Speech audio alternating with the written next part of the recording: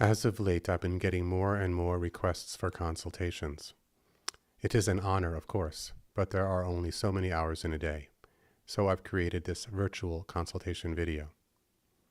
In this video, I will go over 22 common but often hidden causes of chronic disease and what products or protocols you might want to consider. I'm not going to explain in complete detail why I suggest any specific products, as that would push this into an 8-hour video. To learn more about any of the products I suggest, please go to the page for that product at remedylink.com and watch the video about that product. If after watching this virtual consultation and watching the videos about the suggested products, you still have questions, then by all means, order a consultation. So let us begin at birth. Was your birth traumatic? During the birth sequence, the mother is supposed to be filled with the love hormone oxytocin. This passes into the baby, and the baby is born full of love and compassion into a safe and loving environment. There are many ways, however, that could keep the mother from making oxytocin: a long and painful birth, a complicated birth like twins, breech or a forceps delivery, a premature or cesarean birth. Even painkillers can interfere with oxytocin. If oxytocin isn't present during birth, the baby's oxytocin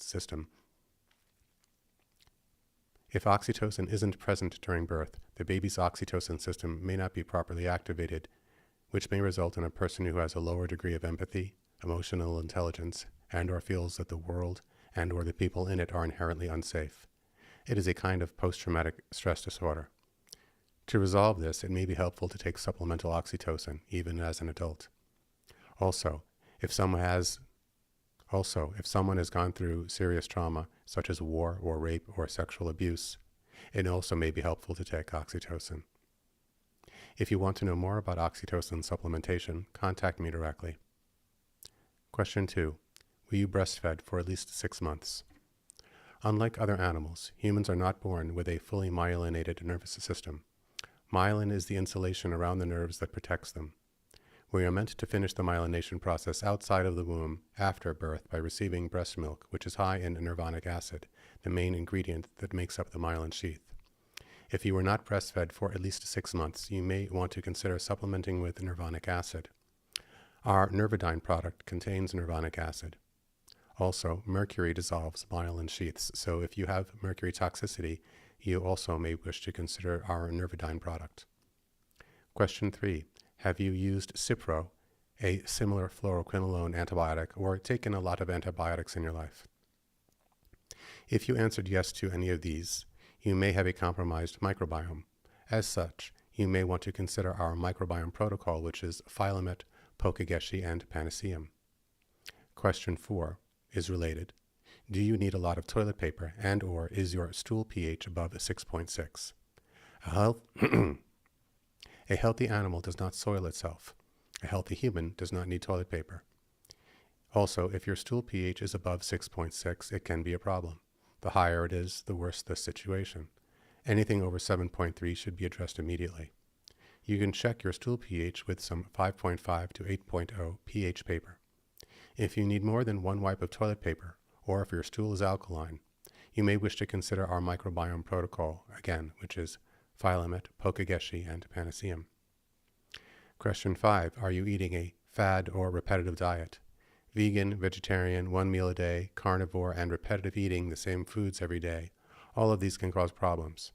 If you've been vegan and/or vegetarian for more than 6 months, consider injecting some methylcobalamin B12.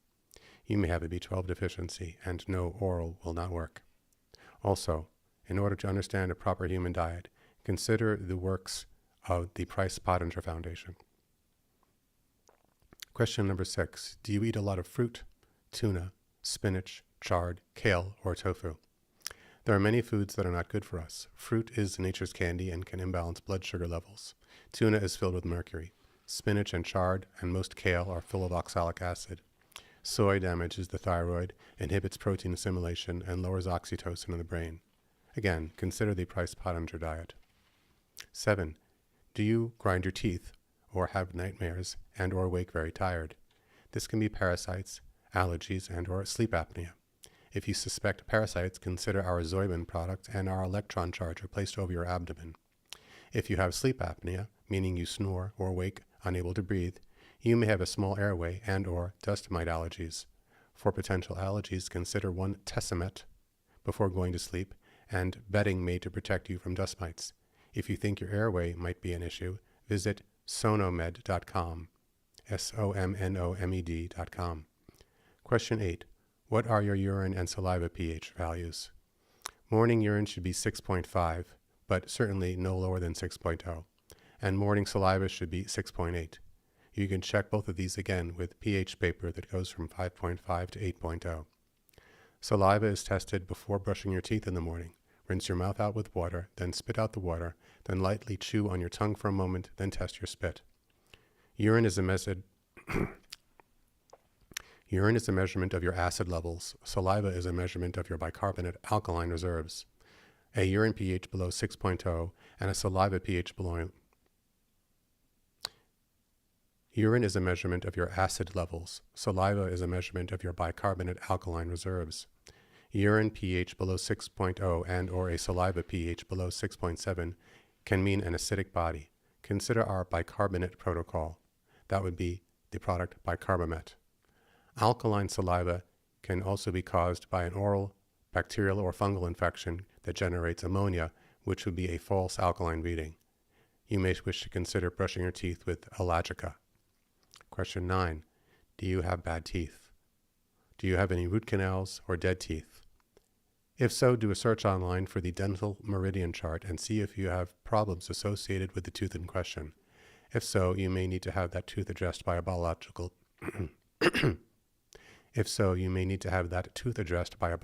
dentist. Question 10. Have you ever had a serious head injury? If so, consider hyperbaric oxygen from 1.75 to 2 atmospheres with 100% oxygen. 1 hour sessions, 40 sessions should do it. Question 11. Do you spend many hours a day sitting down? If the answer is yes, get a stand-up desk if possible. Question 12 is for men. Do you ejaculate more than 3 times a week? If so, you may be draining your body and injuring your brain. Consider having more restraint. Question number 13 is for women. Are you on hormonal birth control, or do you have a copper IUD? Both of these can cause problems. If you have a copper IUD, go online and look up copper toxicity symptoms. If you think you have copper toxicity, consider metacardium EDTA chelation. Question 14. Does your condition get better when you leave your home? This can be stress, but it can also indicate an allergy to something in your environment. It can be physical like mold or dust mites, or electrical like a Wi-Fi router or smart meter by your bedroom. Question 15. Do you use a gas stove? Gas for cooking has no smell, making dangerous gas leaks hard to notice. As a safety measure, a chemical called mercaptan is added to cooking gas. When a mercaptan is burned, it makes a toxin that some people react to. In fact, the divorce rate is much higher in homes that cook with gas versus electric. If you think this is an issue, consider using an electric stove for a month and see if you improve. If you do and you still wish to use a gas stove, you may wish to have a vent that takes the combusted gas and ports it outside of your home. Question 16. Have you been exposed to gadolinium, mercury, or uranium? These include MRI contrast agents, multiple mercury fillings, and a history of drinking well water. If so, you may wish to consider Captamet. Question 17. Do you have a history of smoking, or do you live near a major road or spend a lot of time driving? If so, consider Alvectin. Question 18. Are you sensitive to chemicals? If so, you may wish to consider our Zenaplex suppositories. Question 19. Did you receive the COVID vaccine and/or any boosters? If you think your problem started with a vaccine or booster, watch our Safe and Effective video for more information. Question 20. Find and press on the acupuncture points gallbladder 41 and liver 3. If gallbladder 41 is sensitive, consider our Glytamins product. If liver 3 is sensitive, consider our Zenaplex product. Question 22. Do you have any blood chemistry tests? Question 22. Do you have any blood chemistry tests? Specifically, is your CO2 above 28 or below 26? If it is above 28, consider Alvectin. If it is below 26, consider bicarbamate. Is your BUN creatinine ratio over 20? If so, consider metacardium. This is not a complete list. Rather, it is the 22 most common issues I find that limit people's health. Now that you've watched this video, if you would still like a consultation, please order one. Take care.